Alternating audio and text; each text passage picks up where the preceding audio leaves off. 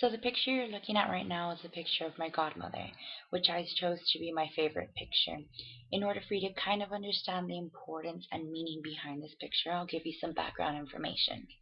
So my godmother's name was Mary, and like most godmothers, she was not related to our family. She simply started off being my mom's coworker and then eventually became our mom's best friend, and then she eventually became part of our family even though she was not related to us. So we got to have her in our family. We got to have her as part of our family for 3 years before she passed away from ovarian cancer. But within those 3 years, I learned a lot of lessons from her, but I've narrowed it down to the three most important ones. The first lesson she taught me was to always love other people regardless of whether or not you were related to them. And that was kind of what she was doing with our family, because even though we weren't related to her, she loved us like we were part of, like we were her family, and we had been growing up with one another, even though that wasn't the case.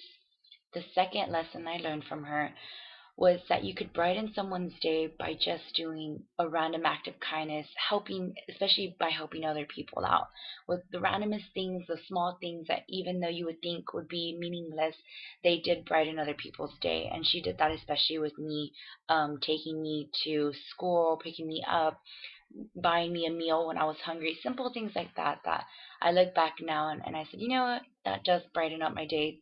I don't know, it made sense.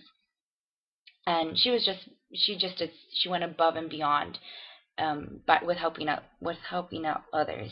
And then the most important lesson I learned was to always smile and find strength even during the hardest of times. I saw this especially with her, when I went to go see her at the hospital. I would always see her smiling, and even though she knew what was going on with her body and she knew what was eventually going to happen to her, I never once saw her um, have an emotional breakdown. I always saw her smiling, and I always saw her with the most incredible amount of strength, which I most probably wouldn't have been able to do it up until the day she had passed away.